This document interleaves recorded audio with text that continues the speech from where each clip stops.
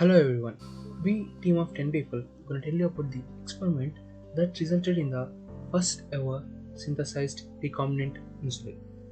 So before we jump into the details of the experiment, let us just see the brief history of diabetes and insulin. Diabetes is a condition which doesn't require any introduction. But the diabetes is not a modern world disease. It dates long back to 15th century in Egypt where it was first mentioned. And also it is described as the Madhumeha in ancient India and Chinese refer it as wasting thirst. Even though it was mentioned centuries before, the term diabetes was coined by a Greek physician called Apollonius in 300 BC. Although the disease was found in centuries back, there was no proper treatment until 19th century. Before that, people who diagnosed with diabetes died within days or months. Later, there were diets like haute cure or therapy suggested by physicians. Sometimes these diets were very harsh, such that patient died due to starvation. But the reason behind the diabetes is unanswered. The first piece of evidence to link the pancreas gland and the diabetes is discovered by Oscar and Joseph in 1889. So, the insulin term was coined first in after 21 years by Sir Edward Albert Sharpe.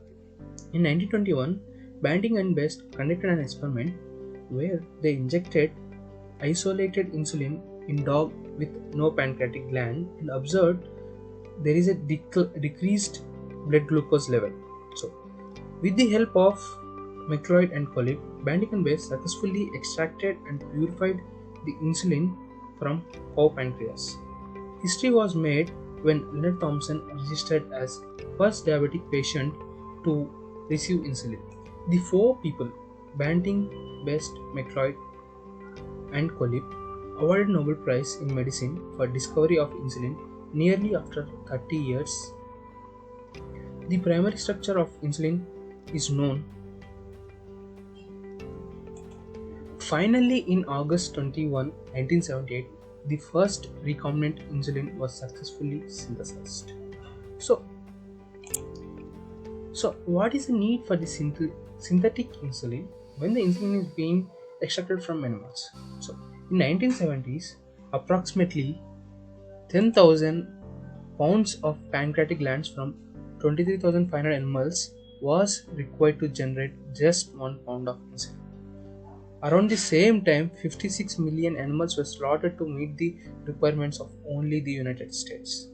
So, the demand wasn't decreasing, but the supply was kept increasing. If it wasn't for recombinant insulin, there wouldn't be any insulin to treat every diabetic patient. So, also there were several cases of severe allergic reactions in patients when injected with insulin extracted from cattle. Next, we're gonna see about the history behind the expression in E. coli. Insulin is derived from the Latin word island, which is a peptide hormone produced in the pancreatic islets of the beta cells.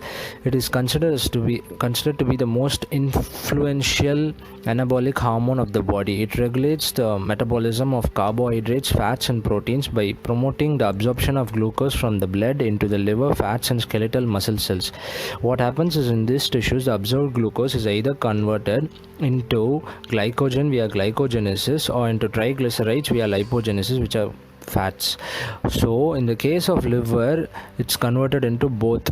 So glucose production and secretion by the liver is strongly inhibited by the higher concentrations of insulin in the blood. Over to the next slide. So, circulating insulin also affects the synthesis of proteins in a wide variety of tissues. What happens is, since it's an anabolic hormone, it promotes the conversion of small molecules into the blood, directly into the cells, into large molecules. So low level insulin in the blood have opposite effect by promoting widespread catabolism because of the reserved body fat. Over to the next slide. The beta cells, which are responsible for the production of insulin, are sensitive to the blood sugar levels. So when the blood sugar level is generally low, it inhibits the secretion of insulin, and when it's high, it increases the secretion of insulin. So decreased or absent insulin activity results in diabetes mellitus, which is responsible for nearly 2/3 of death in our country. So a condition of high blood sugar level is called hyperglycemia. The two types of diabetes mellitus are diabetes mellitus type 1 and diabetes mellitus type 2. What happens is, in diabetes mellitus type 1, the beta cells are destroyed by the autoimmune reaction so that the insulin can no longer be synthesized or secreted into the blood. In diabetes mellitus 2, the destruction of beta cells is lesser than in the type 1, and it is not due to an autoimmune process, but it is due to the accumulation of amyloid in the pancreatic islets, which disrupts the anatomy and the physiology of the whole cell. Over to the next slide. So I have given a brief introduction, so now I'll be giving a brief take on the aim of the whole presentation. So what happens is, two insulin human chains A and B are cloned in the plasmid PBR322, and the cloned synthetic genes were then fused into the E. coli bacteria beta galactosidase gene to provide efficient transcription and translation in a stable precursor protein. The insulin peptides were then cleaved from the beta galactosidase detected by radioimmunoassay and purified. Radioimmunoassay plays a major role in the detection in this presentation. So after the complete purification of the A chain and the partial purification of the B chain is achieved, the products are then mixed, reduced and reoxidized. Thus, the presence of insulin is detected by radioimmunoassay. Over to the next presenter. Let us go through a brief history on expression in E. coli. Escherichia coli is a gram-negative gamma proteobacterium that is presently the best understood organism. In 1884, the German microbiologist and pediatrician Theodor Escherich, he began a study of infant gut microbes and their roles in digestion and diseases. During his study, he discovered a fast-growing bacterium which he called Bacterium coli commune, which is now well known as the rock star Escherichia coli. E. coli are hardy, non-pathogenic, and versatile strains which can grow quickly on many different nutrients and can easily be isolated from any human being. Molecular cloning into one of many E. coli vector plasmid is a standard procedure in most molecular biology and biotechnical laboratories. E. coli is a preferred host for gene cloning and protein production due to its high efficiency of introduction of DNA molecules into the cell, and also due to its rapid growth and the ability to express proteins at very high levels. Now, a gene for somatostatin, a mammalian peptide of 14 amino acid residues, was synthesized by chemical methods. This gene was fused into E. coli bacteria galactosidase on the plasmid PBR322. Transformation of E. coli with chimeric plasmid DNA led to the synthesis of a polypeptide, including the sequence of amino acid corresponding to somatostatin. In vitro, active somatostatin was specifically cleaved from the large chimeric protein. This represents the first synthesis of a functional polypeptide product from a gene of chemically synthesized origin.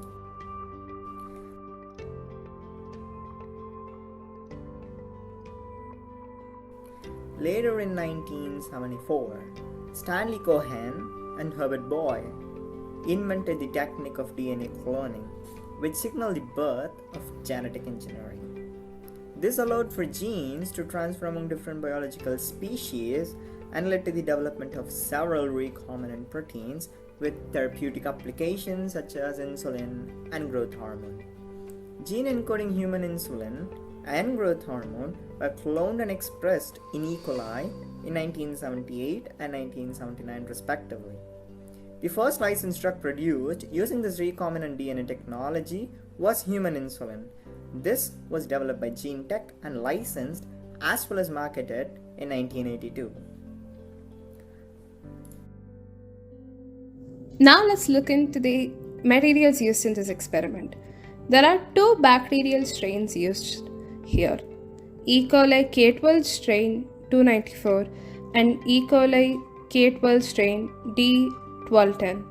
The former is used to make the A chain of the insulin and the latter to make the P chain. The enzymes used in this experiment are T4 DNA ligase and T4 polynucleotide kinase. DNA ligase enables the cohesion of double-stranded blunt and sticky end 3-OH and 5-phosphate. DNA ligase cannot ligate single-stranded DNA. Kinase transfers the gamma phosphate from ATP to the 5-OH of single double-stranded DNA and RNA. This transfer is essential for subsequent cloning and ligation. PBR332 is used as a vector in this experiment. This vector has ampicillin resistance and beta-galactosidase gene. The sites EcoR1, BAMH1, and HIN3 are used to insert the gene of interest. Several buffers are used to maintain the optimal condition for a particular chemical. I'm Gayatri and I'm here to talk about the two recombinant methods we use to synthesize human insulin. The first method, which is a switching method, in which the DNA sequence of insulin chains A and B are known and chemically synthesized. And then this is separately inserted into PBR322 plasmid vectors. Now these genes are inserted next to a highly expressed gene for beta-galactosidase in the plasmid. Now the recombinant plasmid is separately transformed into the E. coli host. Now the recombinant host produces pro-insulin chains, that is fusion of beta-galactosidase and A chain or beta-galactosidase and B chain separately. On to the next slide. These pro-insulin chains A and B are then separated from beta-galactosidase by treatment with cyanogen bromide. The cyanogen bromide reagent here is one that splits protein chains at methionine residues. The detachment is possible because we have already added an extra codon for methionine at N-terminal of each gene for A and B chains. After detachment, A and B chains are joined in vitro by sulfonating the peptide chains with sodium disulfonate and sodium sulfate, that is by the formation of disulfide bonds. On to the next slide. The second method we are going to look at is pro-insulin method. In this, the mRNA is messenger RNA is reverse transcribed to form cDNA, which is a complementary DNA. Now, a methionine codon is then chemically synthesized and attached to the 5' end of the pro-insulin complementary DNA, and then the complementary DNA is inserted in a bacterial gene in a plasmid vector. Then it is introduced and then grown in E. coli host. Pro-insulin can be released from the bacterial enzyme, that is a beta-galactosidase fragment, by destroying the methionine linker by reaction with cyanogen bromide.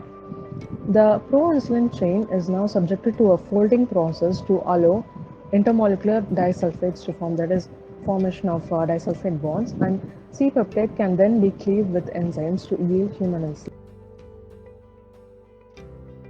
I am R. Vignesh Srinivasan and I am going to discuss some of the methods used in this experiment, starting with Maxam-Gilbert DNA sequencing. Maxam-Gilbert sequencing is a method of DNA sequencing developed by Alan Maxam and Walter Gilbert in the years 1976 and 1977. In this method, the required single-stranded DNA fragment is radioactively labeled at the 5' end phosphate using P32. These radioactively labeled fragments are then subjected to 4 different types of chemical treatments which produce fragments of different sizes. These fragments are then separated by size using gel electrophoresis. By looking from the shorter fragments to the longer fragments, we can obtain the required DNA sequence. The next method is radioimmunoassay. This technique is used to measure concentration of substances by use of antibodies.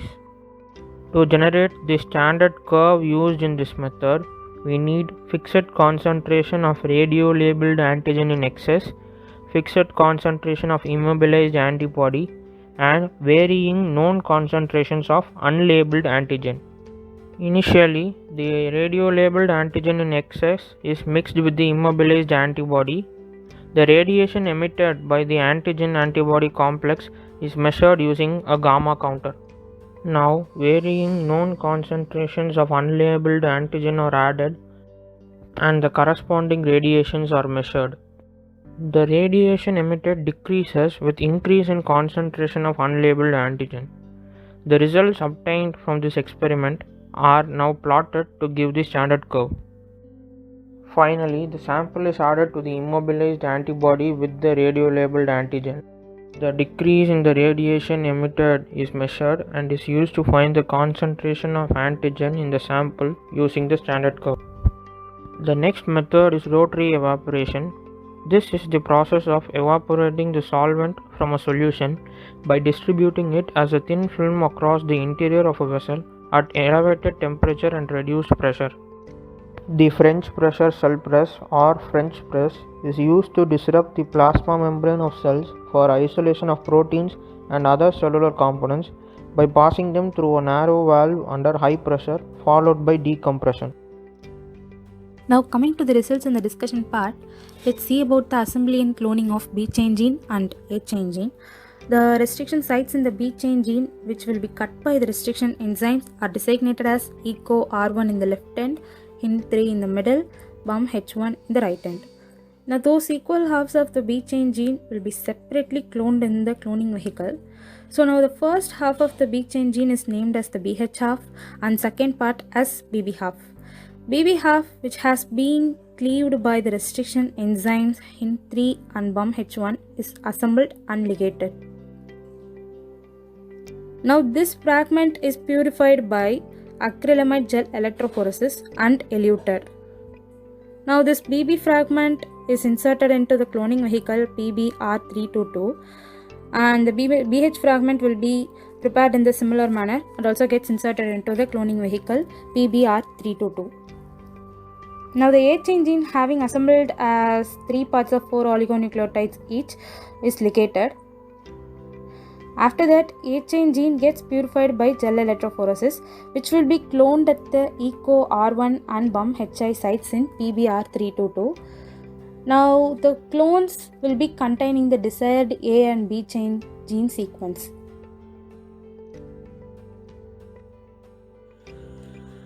And now we'll discuss why recombinant human insulin is important. Recombinant human insulin has a faster onset of action, it has lower immunogenicity, it also helps in an improvement of glucose concentration because there is a very less degradation at the site of injection and it is absorbed more rapidly into the bloodstream. And this ensures a considerable amount of insulin in the bloodstream that helped in the management of glucose concentration. And people tend to develop insulin allergies at the site of injection when the animal derived model of insulin is used, but in the recombinant human insulin the number of people who reported skin reactions is considerably less. And now we'll move on to the next slide. And since we have reached the end of our presentation, we would like to conclude it by looking into the present and the future status of recombinant human insulin in general. The world is experiencing an exponential rise in the number of patients diagnosed with diabetes and who require an insulin therapy. Researchers call this situation as the diabetes pandemic. Insulin is a therapeutic protein which has now a history in the production of recombinant DNA methods. Improvement in genetic engineering methods have facilitated the production and the recovery of this high-value peptide. Recombinant human insulin therapy is also confirmed as an effective therapeutic option when it is supported with proper patient care. The standard methods of purification of insulin produced by recombinant DNA methods include ion exchange, gel permeation, and reverse phase chromatography. While the current practice of these methods yield a very high purified insulin, further refinement and separation is an area of continuing research. And we also have the high demand for insulin without any contamination. The present insulin vials that are available in the market contain a combination of the beef and pork insulin, or it has a combination of insulin derived from various sources. The increase in the number of recombinant human insulins that is available and that is marketed throughout the world, people are able to get the human insulin that is non-contaminated. A single source insulin is available in the markets, and it is the recombinant human insulin is preferred over the other sources of insulin. And now we'll move on to the next slide. The clinical awareness of any changes in insulin quality is very important. Diabetologists are fully aware that patient insulin requirements change under different real life situations, and they should take this into consideration. Therefore, individual guidance, counseling, and monitoring, while often remains an essential requirement to achieve better and safer glycemic control, especially in patients requiring insulin therapy. Global availability of recombinant human insulin of consistent high quality is an important future step to the quest to improve the outcome of people with diabetes.